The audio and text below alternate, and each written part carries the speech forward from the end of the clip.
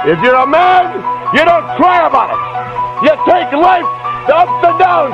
If you're a real man, you never go down, you just stay up. That's why this sport coat costs $800 and that costs $200. And I don't know what that costs, I'd be ashamed to wear it. That's why I'm wearing lizard shoes and a Rolex watch. Importing it, snorting it, any competition extorting it, anything I want affording it, got enough crack to get forward a hit, turn a saint to a sinner, lose to a winner, whether old school or a beginner, my shit's the best, Rick's the best, have your heart beating right out your chest, that Ric Flair like, woo! That Ric Flair like, woo! This is all I do, I got that Ric Flair like, woo! Styling, profiling, that Ricky making. Yeah. Which Montreal French does not come off smart. No, but apparently the Montreal French and the Quebec French was in the Epstein files. You got to flick on term. It was something about going to Quebec. I hope I don't pick up their awful accent. That's fun. Yeah. Well, there's a giant mural of them painted there, so you should enjoy it. Have you ever seen? I've always pointed this out, but there's a huge mural of Leonard Cohen on Crescent Street in Montreal. Yep. And they need to splash the name Leonard Cohen across that bad boy because it looks so much like Jeffrey Epstein. It's crazy. It looks like Montreal has a giant mural of Jeffrey Epstein downtown. Which would make sense for Montreal. Yeah. Hey, pedos. It's a great city. Don't besmirch. You're telling me you weren't fucking 19 at some point and wait, was it? No, you can drink 18. 18. Yeah. 18. Well, I mean, I had only bad experiences in Montreal. Like I went there for fun. Yeah, and it just ends in like a blackout mess where I made somebody cry.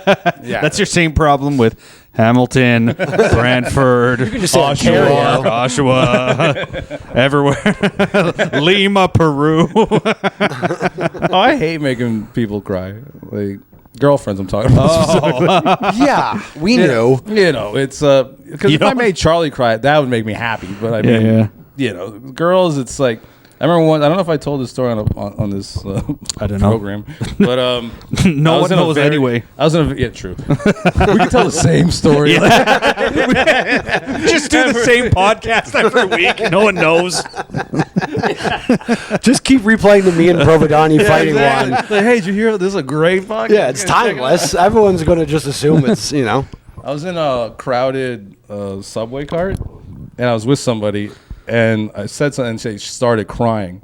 And then I just, like, squirmed my way through everybody to run away from her. And then she chased me through the thing. She's like, where do you think you're going? It's the worst. Even, like, in tight spaces, I try to fucking escape. I don't like tears. You don't like tears? I can't wait till your baby starts crying. I put a stop to that. With a comfy pillow. At what age do you think it's appropriate to tell your child to stop crying? Like, shut up. Now I've told my baby that. Yeah, but they won't. Okay, fine. Maybe not appropriate. That it'll work because it's not going to work now. No, but it feels good to say. Because what I notice is you just got to give her something else to think about. So I'll raise my voice like, "Hey, what is that? What are you doing?" And it's like she'll get startled and just stare at me, and then wouldn't know what to do. I'm like, "Yeah, you don't have to cry," and then she'll cry. Oh, yeah, because you just have to pussying out. Yeah, because I'm like, yeah, right. You know you're being stupid, and then she just cries. Right. Literally, I shocked her with the loudness of like, "Oh, what's going on?" I'm like, hey, Kyle, what's all this about? And she's just like, do you do a southern accent like that? I do all kinds of accents. Golly. Dude, I sound stupid when I'm talking to her. I don't even sound like this all the time because I'm trying to be googly boogly like that. And it's just something, it's a distraction I find to calm her down. She needs to be distracted from whatever she's going through. Lee's going to have an 8-year-old. He goes, fire! all the time. Jump on the ground, start rolling. I went off mic for that. Don't worry. No, yeah, that's all right. It would have hurt my ears if I. Yeah. No. There's got to be like an age where, because I do remember getting to an age where my dad would be mad at me for crying, and then I would have to stop. Like 19. Stop crying, you bitch. It's my birthday. No one remembered. My brother said he'd take me to Montreal. It's a year too late anyway. There's like, I remember I was getting a certain age and my dad gets mad at me because I'm crying, and then you know enough to go, oh, I have to stop crying. And I want to say it's probably like, I don't know, 6 or 7 or something. Yeah, we're old though, so that probably is different now. Like I can't imagine at 6 or 7, dad yells at his kid anymore to stop crying. Like Lee will, but but like good dads or whatever. Well, most likely, like you probably don't do that so much anymore. No, yeah, you got to go. Oh, life. What's wrong? Tell me things. Yeah. Isn't there like a methodology of raising children where you just let them cry out? Isn't that a thing? Yeah. Yeah, I heard about that, but it's apparently terrible for their psyche because they grow up with this no one's coming to save me like thing, so there's no hope. They grow up like with a weird like subconscious hopeless thing about them. Is that They test? probably become and they're very mostly quiet and they don't really open up sad to and people. successful. That sounds like that would lead to. Yeah, because you're also describing how someone achieves in life. No one's coming to save me. I got to do being things. shoved in a locker and nobody. Yeah. You're waiting for the janitor the next day to open it. Yeah.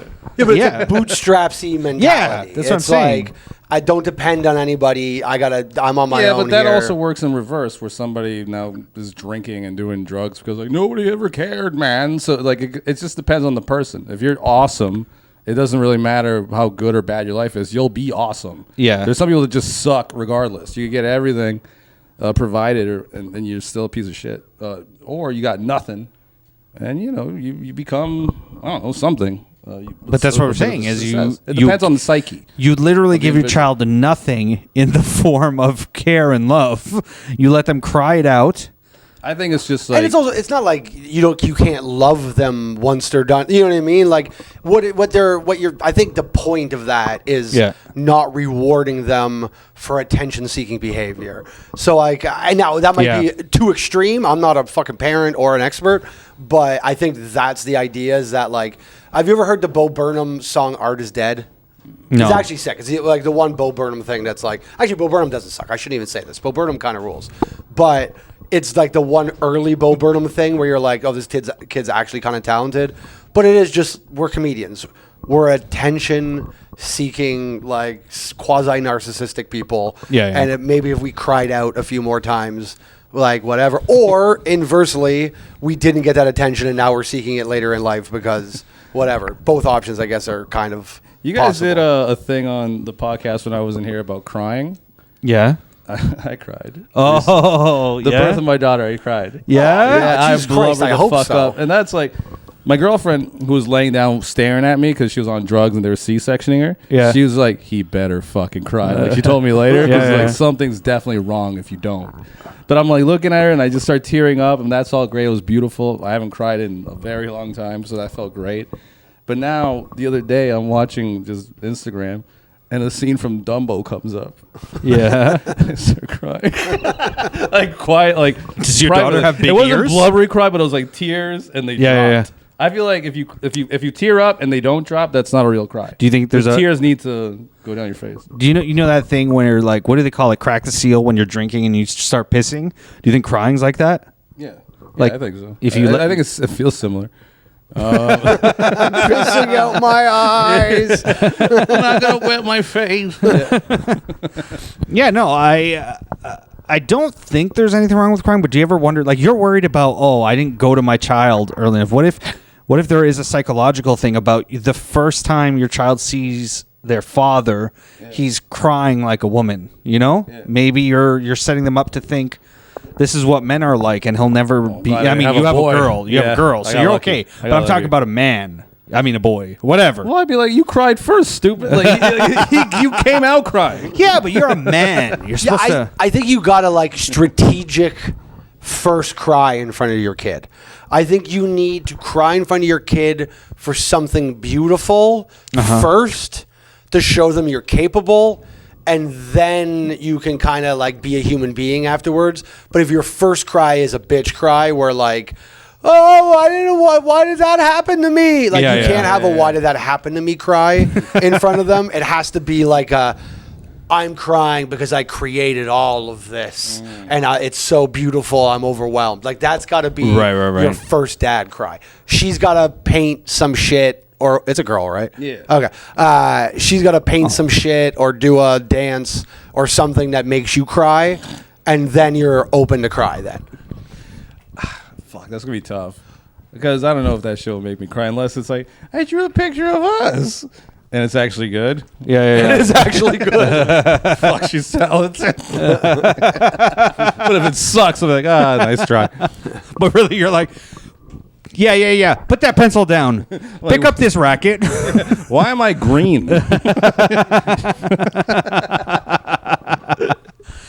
No, I had a question because I was thinking about this because you said you cried or whatever, and now you've cried a couple times. Yeah.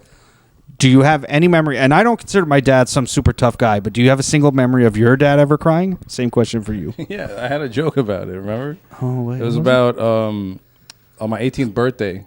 He came to my room, sat on my bed, and wished me happy birthday. And he was doing this whole, like, you're 18, you're becoming a man. But then he made it all about himself.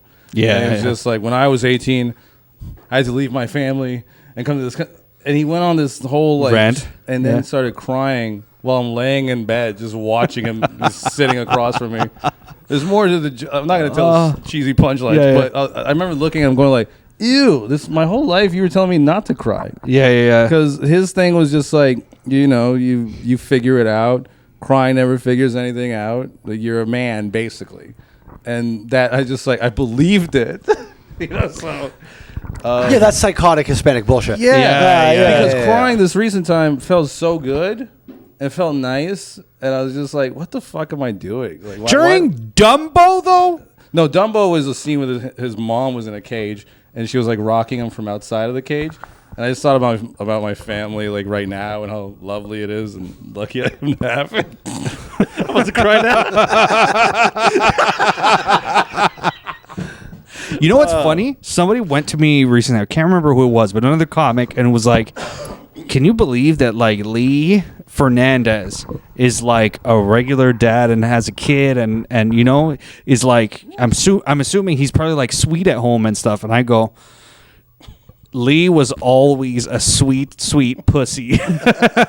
There was along the years. There was something. One time I've mentioned this several times. Episode sweet pussy. Sweet pussy. One time, Lee, full seriousness, started sending me videos of a cute little girl dancing, thinking it was awesome. There was no There was joke. nothing pedophilic about it? No, she Not was, even. I would have preferred that. No, because she had like there was something wrong with her. I don't even think she was as young It might have been a progeria or something like that. Yeah. But her little and her parents were so hopeful for her, and they were like raising money for her, and I just thought that was lovely. And I was like, "Hey, Sanger, check this out." You know what I mean? Like, and I even asked Vince the shark to donate money to her thing on my behalf. See, like I gave him money so that he could send it because I didn't know how to do it. So Are you explaining that you had a bookie send money to a little girl for you? put it on my tab. That's all I get. And I'll take the Raiders over. I'm hoping they pay for this bitch's recital. I get involved with the mafia, lending me money to donate to charities. did you send him the money? Yeah. You actually sent him? No, Derek Carr sent him the money. It's a quarterback. Anyways, but that, I fucking cry. You can ask Kennedy. I cry like once a day. Yeah. There are like once a day? Nah, it's maybe. Okay, all right. It is a lot. Give us a realistic number, Kennedy. Like once a week? Is that It's like content. Anything? It's nice moments. Do we have another mic?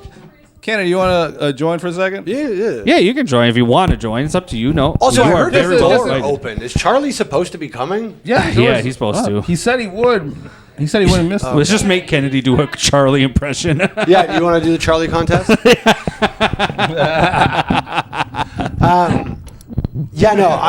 sweet. It'll get like something like we watch Fish Tank, right? Yeah.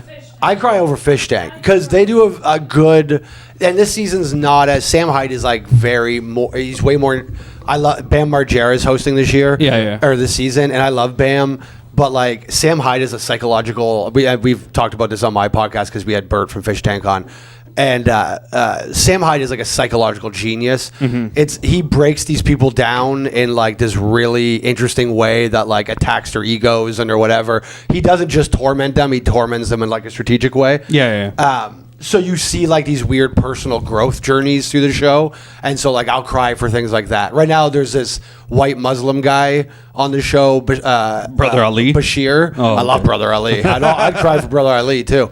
You know, another moment I cried on the song "Sensitive" by Brother Ali, which is already supposed to kind of Tug at the anyways. He has a heartstrings. line about how he had gotten voice nodules and he wasn't sure if he was going to be able to tour anymore, and that concept made me cry. Like things like that. Yeah. That's a great example where I'm like, oh man, this guy's beautiful gift might get taken away from him at like an early age. That sucks.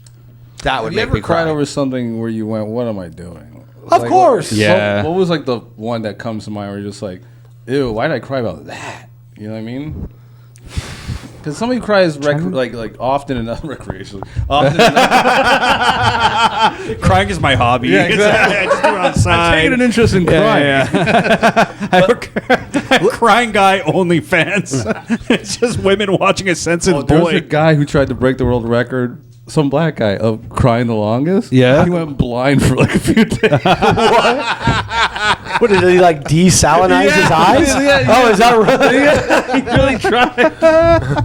And he fucked himself up. I think his sight came back, but again, like, what is like, you cried over this, you're like, what am I doing? Like, what? Well, that fish tank. Fish tank. So my because the example is perfect is season 2 with Megan, baby.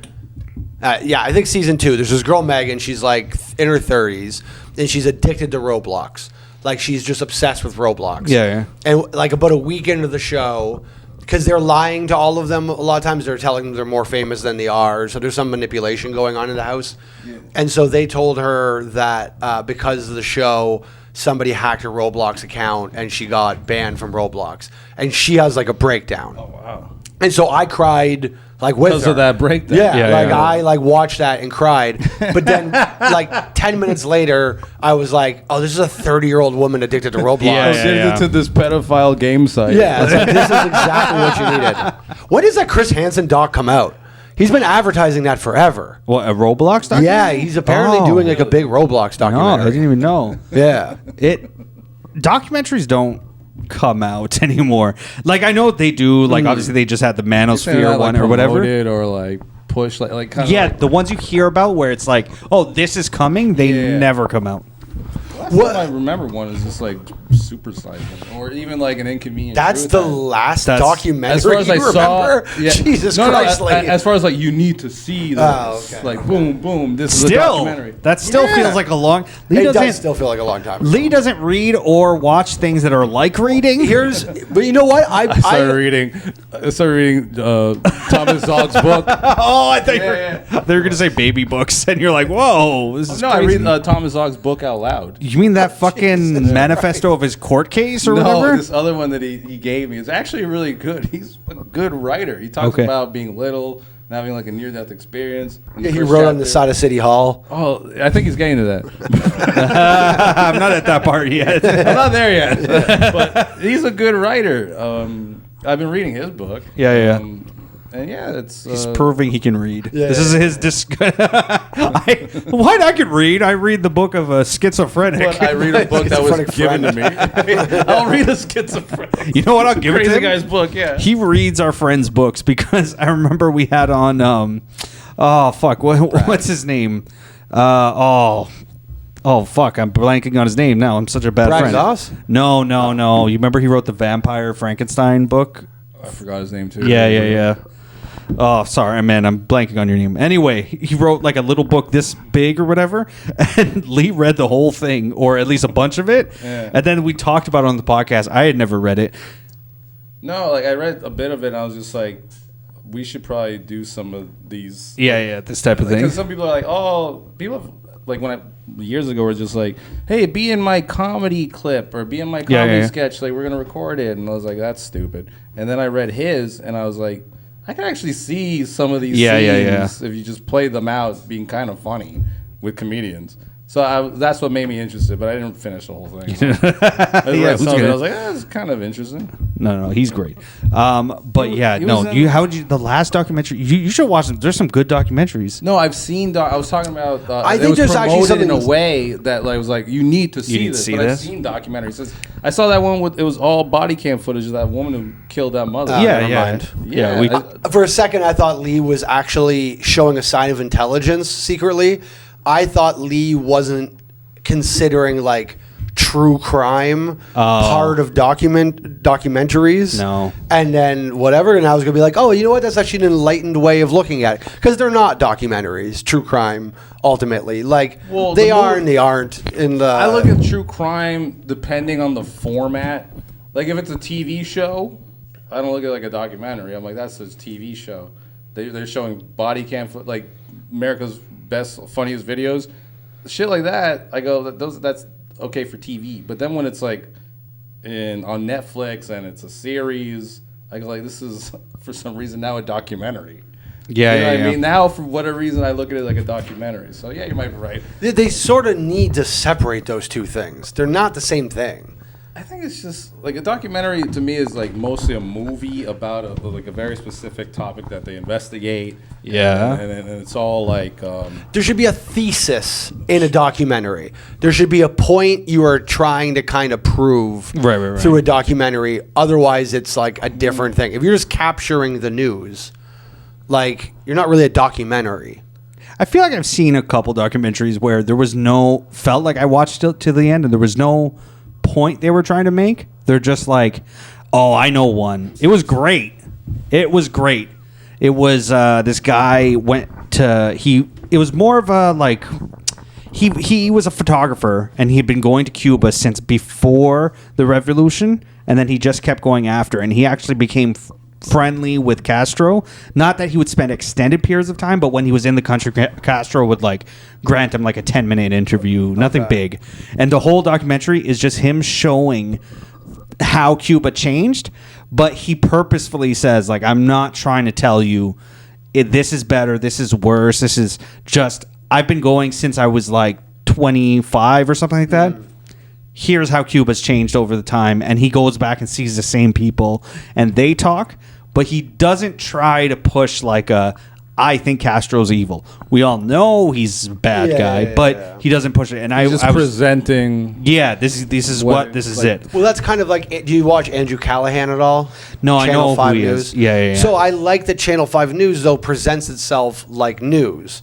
Like it's not editorializing. He's kind of doing the same thing. He goes to an event, he interviews a bunch of people, and whatever you surmise from those interviews is what you're supposed to kind of get. But to me, that's the news. A documentary is like, I have a point of view, and here's my point of view. I always feel too. A documentary is like it's supposed to expose something. Like we're trying to get something. Yeah. It's got to have a point at the end. A lot of documentaries, for some reason, when they go, well, this is all the information, and we still know nothing. You know, you go, was this? Doesn't feel like a document. A documentary has to like document, and then there has to be an ending. You know what I mean? Like a point for all of this, what I'm watching. But then is it just an educational video then? Documentaries and stand-up, they sort of have the same problem now, which is everybody needs to be the first to something. Like instead of like I always say with comedy, it's like now instead of it used to be that Chris Rock had when he did Monica Lewinsky, that was it now. Like Chris Rock had the last say on Monica Lewinsky. He did his bit and everybody went, that topic is now covered and whatever. Yeah. But now the equivalent of Chris Rock today is trying to be the first guy to have a joke on Monica Lewinsky if that happened.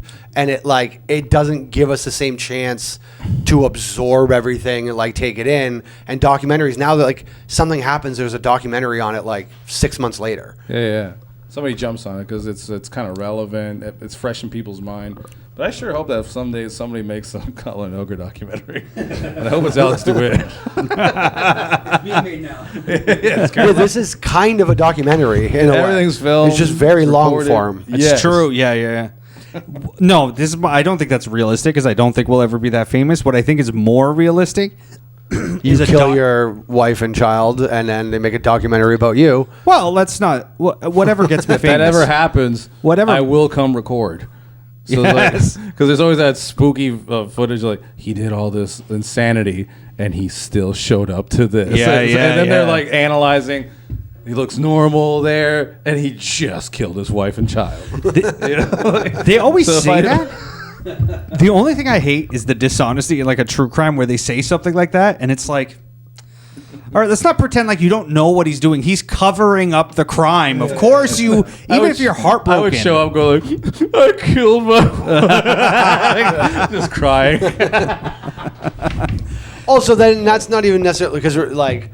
When Chris D'Elia found out that you could save Snapchats, like he visibly showed how panicked he was on his face. That face he did is like, shit. It's the greatest moment ever.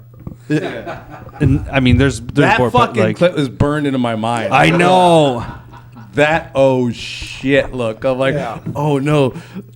Sometimes you forget you're being videotaped, and then when you do snap, I'm being recorded. You're like, whatever just happened is there. And the moment of realizing you're being recorded is also crazy looking. Yeah. It's a quick you're trying to find something that's not. Where's the camera? Where's the camera so I can hide from it?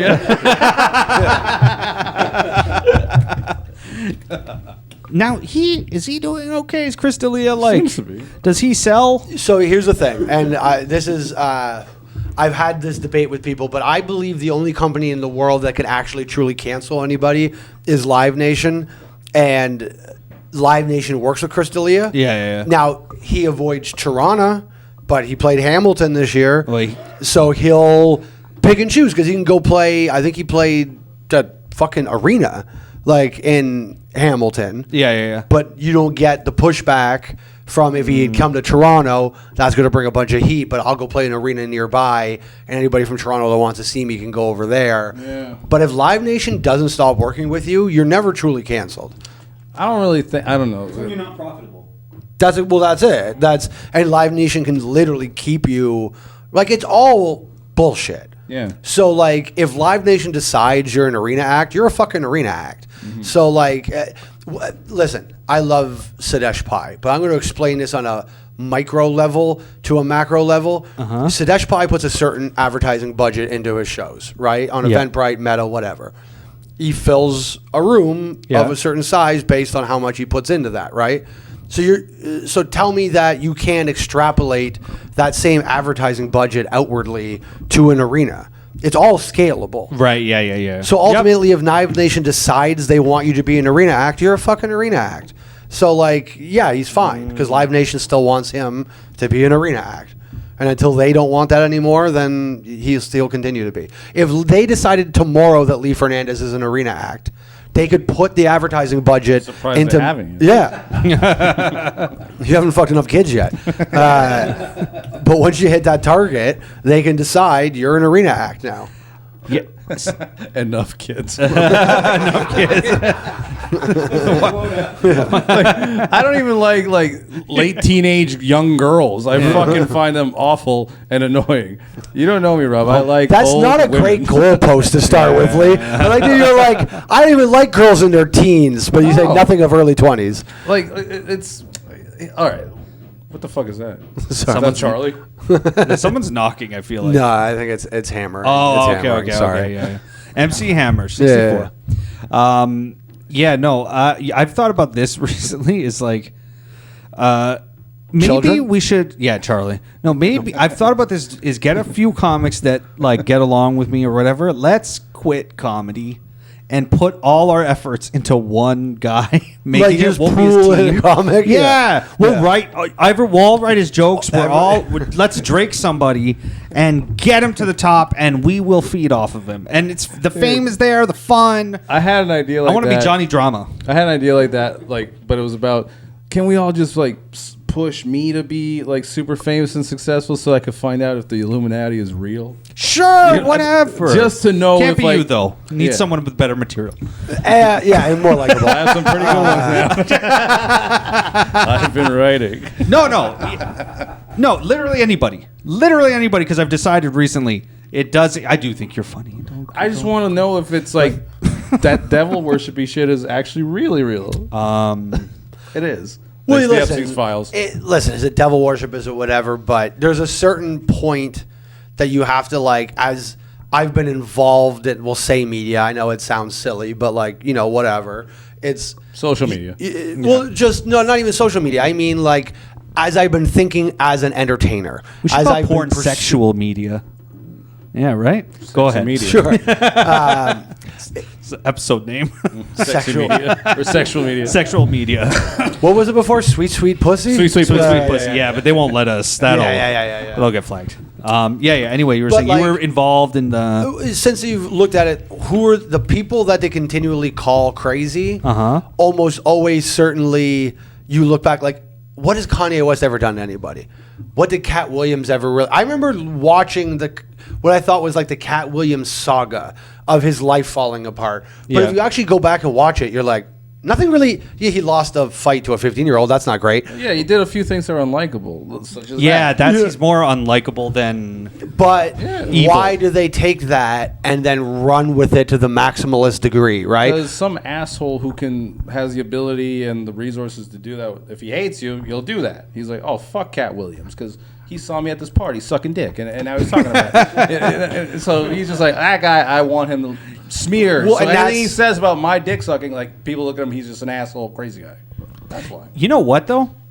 Again, just like I said with the true crime thing, I'm not. You are a bad person. But if I'm in the closet and I'm a Hollywood executive and you catch me fucking like Usher, and I see Don't you high catch me- five me. Yeah. and you don't high five me? Yeah. I mean, I gotta ruin your career. Like I gotta. Like there's no decision there. If I saw Prescott fucking Usher, Yeah. yeah, as opposed, He has you fucking him. Relax. As That's yeah, pretty you're nice. the one inside the guy. Yeah. So I'd be appalled, but I'm like, did you just fuck Usher? Like, I didn't know you were that. Yeah. Damn, you're Usher's type. You're gonna go. Oh my God! Today I found out my friend is gay and awesome. Yeah. the same day. No. Like you got. I'm not saying I forgive it, but these when they're caught and stuff like that, you have to ruin someone's career. It's just like those movie scenes where someone catches you killing one person. The decision is made. You got to kill that person now. Well, but that's kind of what I'm saying. Is why do they have to kill? Like, it seems like the have to. people telling the truth and live. I don't want to say righteously in like a religious Yeah, way, yeah. but living some sort of righteous I think path. you're doing them a favor, killing them. That's right. Well, because like a true warrior, somebody who rises from the ashes, and overcomes. Because you can't just be great all the time. I think if you are up to no good, what can make you legendarily better is if somebody does expose you, and you, like Louis C.K.'s career could have been in the fucking garbage this whole time. Oh, he jerked off in front of women, and now it's almost like it never happened. Everybody still loves Louis C.K. because he's fucking hilarious. He stayed quiet. Whatever he did to get back to in like the overall psyche of how people view him, they go, oh yeah, he did jerk off in front of you. Well, he's funny. So it's almost like, yeah, that exposed him, made him look bad, but how he came back, now it's like just one of those things in his history where you kind of laugh about it. Now that's just kind of like a softer example because he's just jerked off in front of women. Really, like he was gone for like 2 years ish, Which is not out of bad. the limelight. But I actually disagree with the origin of how that happened.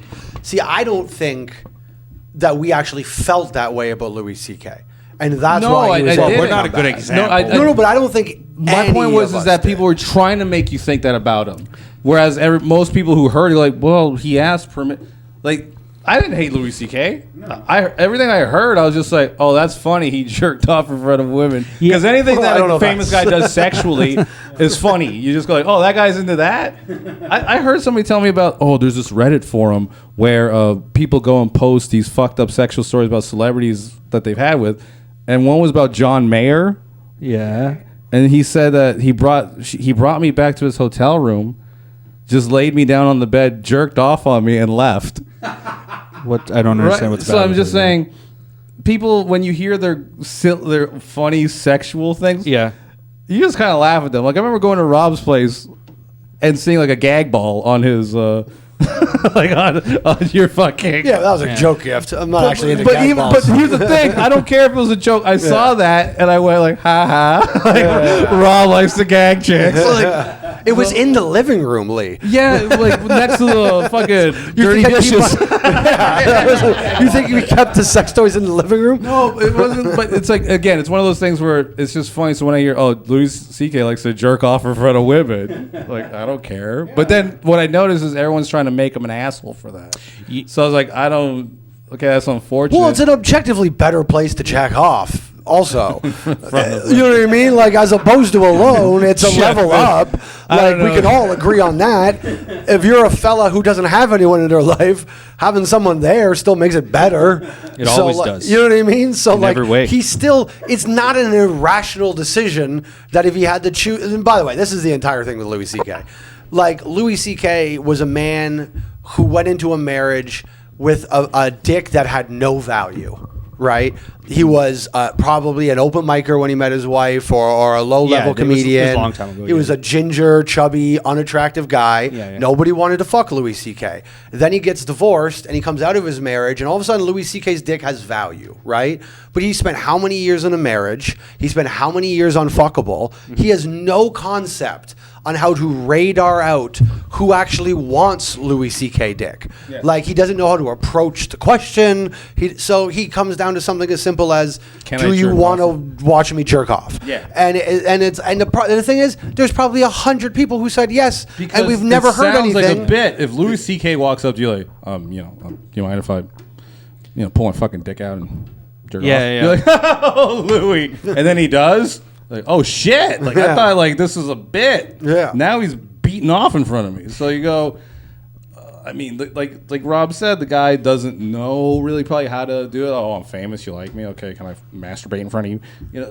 He also might have liked it. And it probably worked a ton of times until it stopped working. Well, didn't Sarah Silverman say he asked? I let him, and I thought it was funny. Yeah, or something like that. Yeah. Well, that's the thing. It's like he just didn't know how to funny. approach the situation. It's very funny. It had to be hilarious to watch. Yeah. Like, even Louis made half his career off fake jerking off on stage. We had no issue with it. Like,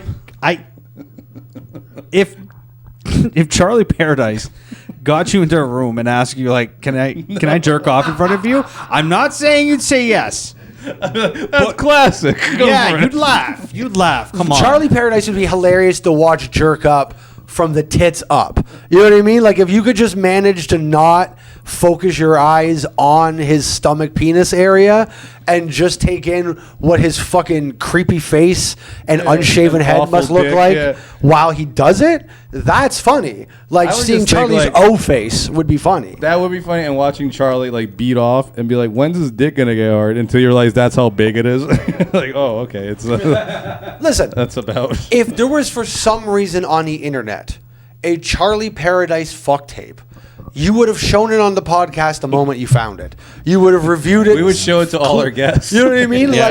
You would find a Charlie Paradise fuck tape hilarious. You know our intro video at the start? It would be I would change it for his sex tape. Every episode starts with his sex tape. Like 100%. But Goblin and Ogre, the title still needs to slowly come up. It's still, Sporting it. Everybody's... Every time it goes, woo, he's got to thrust. Do you ever... I had a weird thought just now. Do you remember that movie Minority Report with thing? I'm like obsessed with that movie. I thought it was a great idea, just a great concept for a movie. But I was just thinking about it, like the whole Tom Cruise future. I might kill somebody. Yeah, if you're gonna kill someone, they arrest you pre actually doing the murder or whatever. But they didn't ever discuss murder is not the only crime. And I'm sure even in the movie they probably had someone who was gonna steal or something like that. But our morals sometimes dictate what we consider a crime. So what if wouldn't in this world, if there was a Minority Report like oracles in a pool or whatever, and they had visions, it could be. I would do it for comedy. Like, no, you're about to bomb. You're not going on. The oracle. You know. Hilarity report. Oh my god! You're right. We should put our careers behind you. You'd have asked me to leave the stage before I said that one. But yeah, don't you think there'd be Minority Report, but for like Aziz Ansari type moment where they're like, oh, she was assaulted, Yeah. but really it's up for opinion. Wouldn't it make more sense though to just go to Aziz and go, "Hey, listen, she likes white wine and she doesn't want to blow you," and then like walk away, and then it just prevents the crime? But they weren't into preventing crime in that movie. They just wanted to arrest you. If you were gonna do it, Yeah. they weren't preventing it. So just But I think that there's something about with murder. If you're a person willing to murder, pre-locking you up is kind of more justified because the willingness to murder. Although there are crimes of passion and whatnot, but nothing in my life has ever led me to the willingness to murder. Right. Right. So like with lesser crimes, they could be more circumstantial, kind of what you're saying with a flexible morality. Whereas if you're willing to murder, you should probably just preemptively lock that person up. But if you're willing to get an uncomfortable blowjob, you could probably just be coached out of that behavior. right. But I just keep picturing in that world, they must have, like, the Oracle people must have seen like a sexual assault happening, and then the cops had to decide, is this a sexual assault? And then, but they used to go Or to is she court. just playing hard to get? Yeah. And then that means once in a while they got it wrong and just allowed a sexual assault. The oracles are just watching, biting their lips. The Oracle's just, she wants it.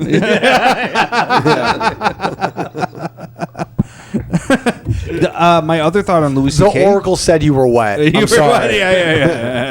No, my other thought on Louis C.K., why I think he's made his way back around, is I think sometimes being like in comedy, and even if you're just in comedy because you're a fan of comedy, like Prescott's here. I know Prescott's a fan of comedy, so he knows what's going on or whatever. He probably listens to podcasts and stuff like that. So Louis C.K. is a big deal in that world. But I remember I had to explain Louis C.K. to several people who weren't like, they're like, oh, I think I've seen that guy, and he did this thing, and they're like, oh, I don't know, I never heard about it. Like, there was a lot of, and we think everyone heard about the Louis C.K. thing, but they didn't. Just comedy fans did. Yeah, and Louis was actually way less famous than we also That's realized. what I'm saying. Like, Yeah. Like, I think if, like, comedians now seem to be much more famous. Yeah. Like, we're much bigger pop culture figures now than we were during Louis. Louis was kind of a downtime in comedy, honestly. It was kind of like post-Dane downtime. I mean, He was a Klitschko champion. Like, yes. not a lot going on. Yeah, kind of. And only in the fact that he was considered the most commercially successful comic. Like, artistically, I think he's the greatest of all time. But I think that, like, him being the big commercial one was kind of telling. And he really wasn't. There was still Kevin Hart and, like, even Russell Peters behind the scenes. Yeah. But I believe, again, not to get back to the Live Nation thing again, there's another thing with Louis. I think the reason that Louis got lumped in with all of that was because Louis, if you remember, before the cancellation, was getting away from Live Nation. He was selling tickets on his own website for $40, and he was making it so you couldn't scalp them. But he had basically circumvented Live Nation, and then all of a sudden, him jerking off in front of people is the same as Bill Cosby and R. Kelly to CNN and to whoever. It's not just that. Something I didn't. You've said that to me before, and something I didn't also We have a mention. whole episode on that at Rob Loves Arguing. Edit that part in. Well, if we're editing it out, I did promise I would say Deb Bozeman is running a show at the Westdale Theater in Hamilton with Kenny Robinson. Check it out. Okay. Anyway. By the way, April 11th. I know that. Yeah. Sorry. Saturday. Whatever. Next week, Saturday. Yeah. Anyway. Louis C.K. was also doing that movie, and I think that was his downfall, is he was starting to reach into, like, I'm Hollywood, and Hollywood slapped him back down to say, no, you're not one of us. And that's, I mean, You're not raping kids. You're not drinking ghost blood and partying with Satan. You're jerking off consensually in front of women. You're not like jerking off in front of grown women and asking, you're not one of us. gross. But let's be, not that Rob was arguing this podcast up too much. I apologize. But let's be real about all of it. There is a deal that you have to make in a lot of ways. A lot of the money for movies comes from very bad places. We know the CIA involves themselves in shit like this, where they want to push a message, whatever. If you look at in Top Gun, there was this thing, and the one flag that doesn't appear is Taiwan because they wanted to appease to China and the whatever. All of these things are connected, and when you step outside that deal, there's ramifications to stepping outside that deal, which then means only people that have made the deal are in that fucking orbit. So, are they all soulless vampires who have to decide they don't care? That deal too is not only are you making deals with Jewish vampires, but then, which is redundant. Thanks for putting that on the nose a little for me, but yeah. But also in your personal life, what was it? Carlos Mencia had the fucking cartel members that surround him because they know this guy's making money, so they befriend him. So now you're dealing with personal life cartels and professional life cartels, and they're both sucking your blood. That just seems like such a predicament. Holy shit, I bit off more than I didn't know it was like this. Imagine getting all your dreams come true, only to realize it was a fucking nightmare. It's a nightmare. Yeah. I've recently decided, and also the industry decided for me, but I've recently decided that I don't want to be famous. Yeah. It feels terrible. It looks terrible. Dude, it's awful. Yeah. I want to be rich. This is how I know it's awful. Sometimes, have you ever run into somebody you went to high school with? Yeah. You hide.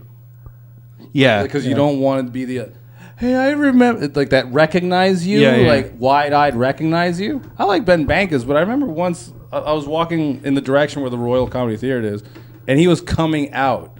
And I just didn't want to talk to anybody that I knew. I don't know. It was nothing against him. Could have been anybody, but I'm like, oh, fuck. And I just walked across the street so that he wouldn't see me. And I was just like, it's not him. It's just that recognize, there you are. Hey, aren't you hey, man, because...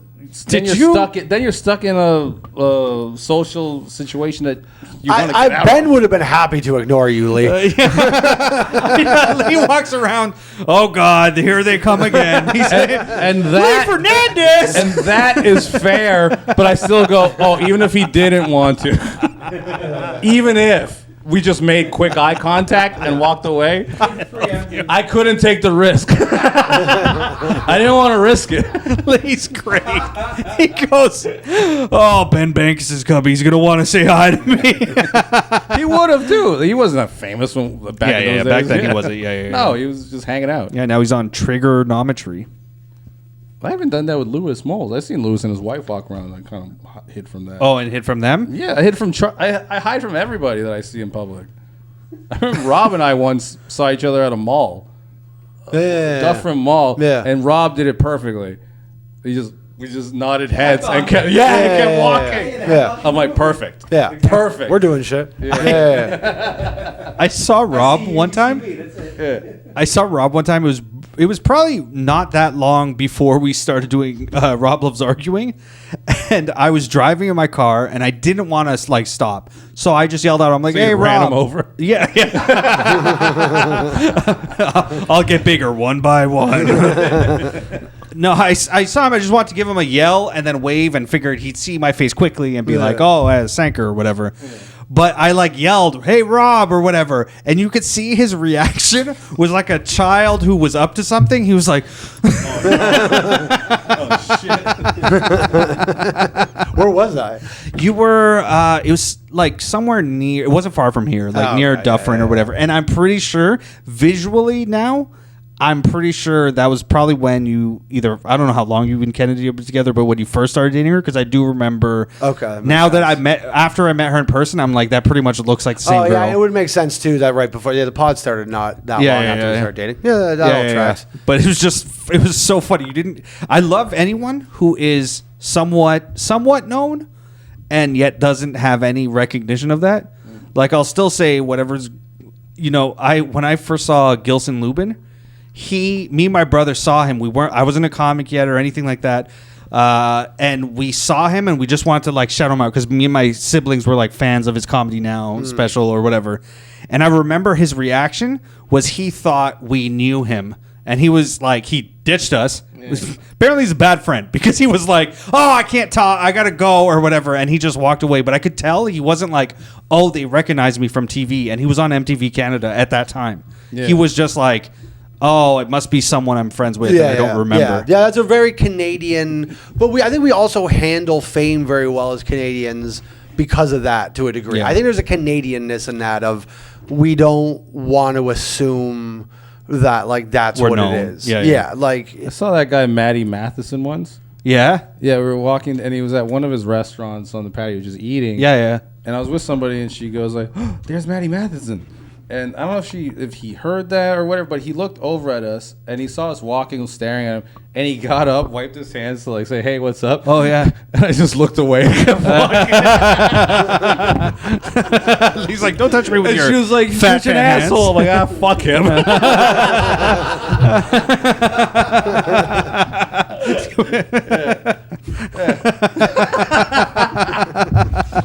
Oh my god! I met again before I started doing comedy. Me and my friend were drinking on Ossington, and we ran into Harlan Williams. Nice. And he also we obviously knew him because he's famous. But he was also like, he was sitting. We happened to sit right next to his table. We bothered him by saying hi, and then we went back to our drinks, and maybe it's because we didn't bother him after that, but he didn't leave or anything like, oh fuck, they see me now. He said hi, he talked to us for 2 seconds, turned his head, and then he just went on about his thing. He was pretty cool. Was I with you when we were walking towards Comedy Bar? This is so long ago. Yeah. And we ran into Will Sasso. No. And I had somebody take a picture of me and Will Sasso Yeah. together. I have it on my Instagram. And this was his face the whole time. Hi. Like that, eyebrow. I need to get out of here. Like, hi. Hey. And even in the picture, his that's his smile. Yeah. And I'm like, oh, you're funny, man. And he's like, yeah, thank you. I gotta go. And I think it was leaving Comedy Bar, but I just remember he really didn't want anything to do with me. He was just being super polite. Yeah, maybe he's getting Hollywood. That's how you know he's getting Hollywood. But yeah, it just seems like a fucking... Will Sasso's getting Hollywood? I think he might be missing the time. Wait, well, he's not like... He's not. He's not irrelevant, Yeah. but he's... And he's been I'm in just saying his movies. career was probably much better 20 years ago. At that time. Yeah, but still, like... If there was... Okay, we know he doesn't do movies besides, like, Three Stooges. So, like, if there was the Golden Globes or something like that... or is it the Emmys? Which one is the one that's TV? Emmys. If he's on the Emmys red carpet, they're not stopping. I don't think he gets invited. That's what I'm saying. I think there's a whole, like, we forget how much more content, and it's even worse now, but how much content we grew up with as opposed to our parents is, like, crazy. So there's so many more actors and actresses and whatever out there that some of them are poor now. Yeah. Like, you kind of forget that, like, you think about some of these LA, like, sitcom guys and shit. It's like, those paychecks dried up. They got big fat nuts they got to pay for, like a nice big, Glendale house and a whatever. Like, those guys are in trouble. Like, Yeah. like... You know what's a weird too? I do think there's a flip side where there's some people where you're like, who the fuck gives a fuck about that guy? He hasn't been famous since 90210 or whatever. Yeah. And you find out they're just good with their money. They're rich right now. Do you know who one of the richest people in all of show business is?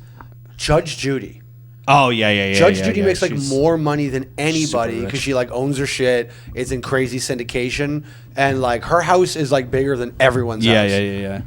And I assume like even a lot of those like You're not Maury- George Clooney. I remember she had somebody in her courtroom, like some guy and Yeah, some yeah. girl, his ex-girlfriend. She's like, she might think you're good looking. I don't think you're good looking.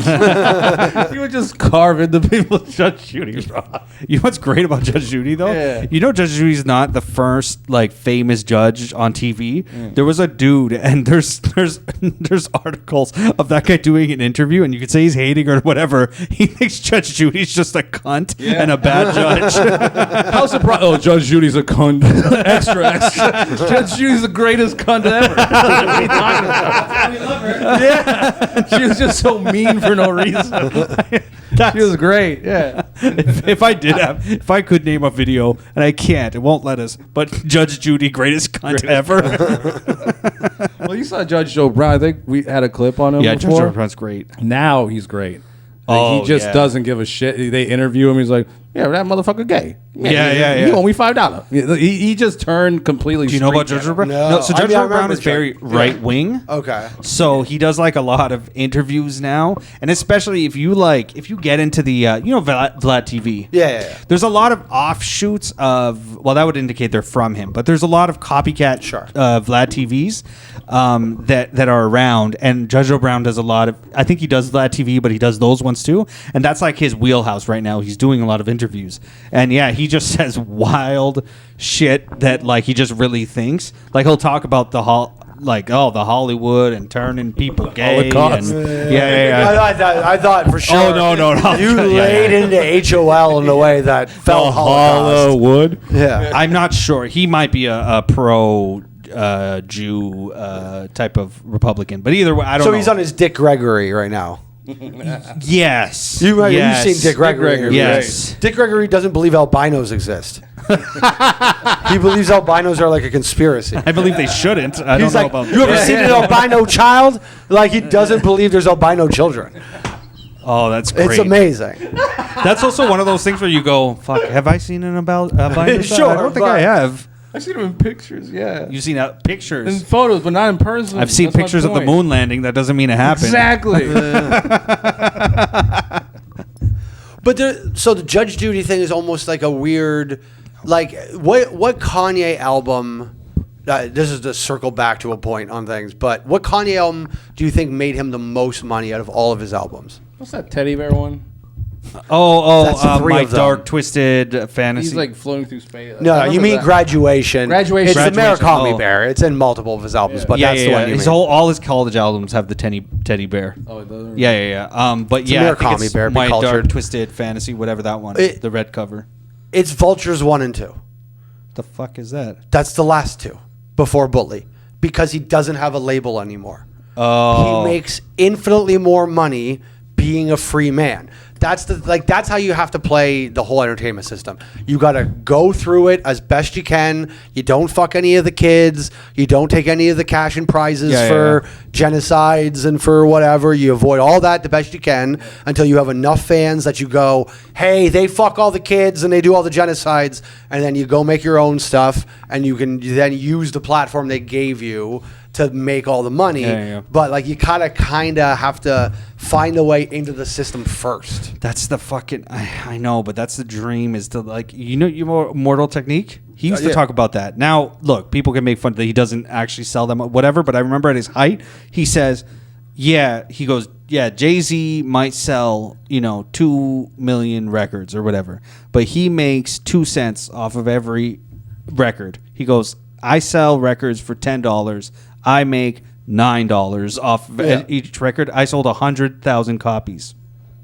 Fine, but I made 900,000. You know what I mean? Like he just has the logic of like I make most of the money off. So even if I sell less than you, I make more. But he's not wrong. Like, listen, the whole reason I started bringing people in comedy and trying to cut sort of the middleman industry out of the business was because I toured with Stanhope. And when I toured with Stanhope could play, small rock venues, but at the end of the tour, he had $100,000 in cash on him. So, like, the freedom, it's a risk and it's whatever, but it does pay off a fuck ton better. Yeah. I on the whole fame thing too. There's this whole thing about like. I do think there's like an upper echelon. So it all depends if you want to be that. Like even what Kanye's doing now. I'd never heard of that album, right? Yeah. So clearly he's just lowered in the fame. It's more of a demotion than a cancellation, I guess, or whatever. But it just depends if that matters to you. Like, you ever heard of the term black famous? Yeah. Like it just means, you're famous in the black community, but you step up to that next level, whatever. So Corey Holcomb, black famous. Sure. He's not, Kevin Hart is Hollywood, like famous. Yeah. Corey Holcomb's in trouble right now. You know that? It's very debatable. He's made some jokes. that in the jokes somewhat sexualized children.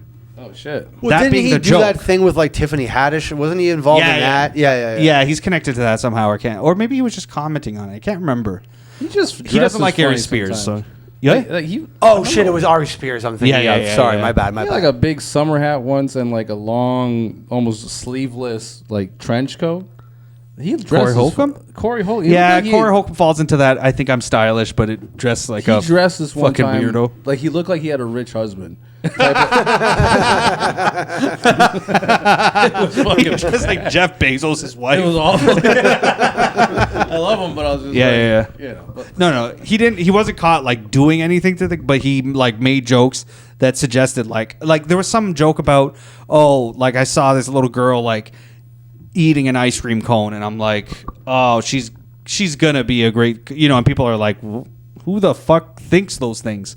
So it's one of those. It's like, I is know that a Corey joke? Holcomb's material, and it's shitting on women. Yeah. I think that's. But again, it's a fucked up joke. And if it didn't land, it didn't fucking. Yeah. That's one of those things. It's a joke. And his I think best special, the opening joke is about selling baby clothes in front of an abortion clinic. So he just goes for it. I don't think Yeah. But I think he also Corey Holcomb is a famous hater of like some other comics. Maybe very well deserved on hating those comics, but still, he's a famous hater. So I think once if you're a hater, if people get something to hold on to like get at you, they're just gonna go with it. Somebody posted a clip of Corey Holcomb making a bad joke about seeing a little girl eat an ice cream cone or some shit like that, and you go, I've been waiting for this. I needed that ammunition. But everybody hates Ari Spears. He's like the most hated guy. You think so? Oh, dude, it's a thing. So when I would tour with Big J always had a habit of asking comedy club waitresses, bartenders, whatever, who is your least favorite headliner you've had at the club. He literally had to change it to who is your least favorite headliner you've had at the club aside from Ari Spears, because every club in America said Ari Spears. I want to do a documentary on why does everybody hate him, and is he aware? Does he know that if he went to every comedy club in the country and asked them this question, they say him? And how does he feel about that? He has that Mad TV cockiness. Yeah. You know what I mean? He just goes around going like, I'm a made man type of thing. And I don't hate Corey, what's his face? Ari Spears.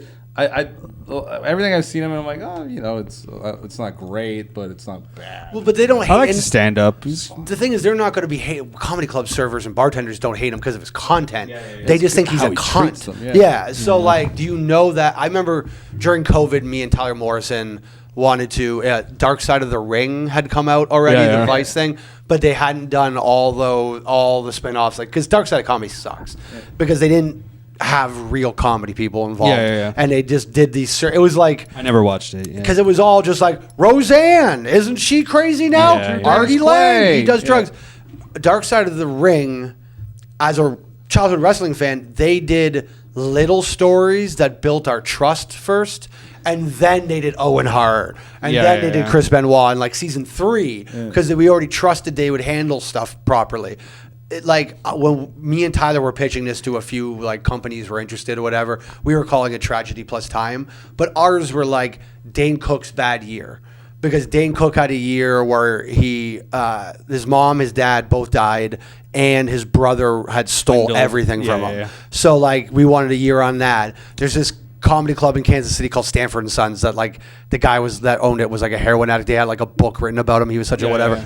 Shit like that, and they just sound did like great documentaries. Well, and that's and I wanted to do an episode of Ari Spears being why does everyone fucking hate Ari Spears? Headliner. Yeah. All right, well, we hate you, Ari Spears. Fuck you. Come headline this club. That's one thing, though. If he does fill out, you're like, oh, I hated him. Oh, I'll I'm book sure him they again. deal with him. Yeah. Listen, you can't be the most hated headliner in America unless you play every club in America. That's true. So, Yeah. All right, we're at time. Thank you for listening to the Goblin and Ogre podcast. Oh, wait, you said it's in a way I loved last time. What was it? You've had enough. You've had enough. You've had enough. Yeah, fatty.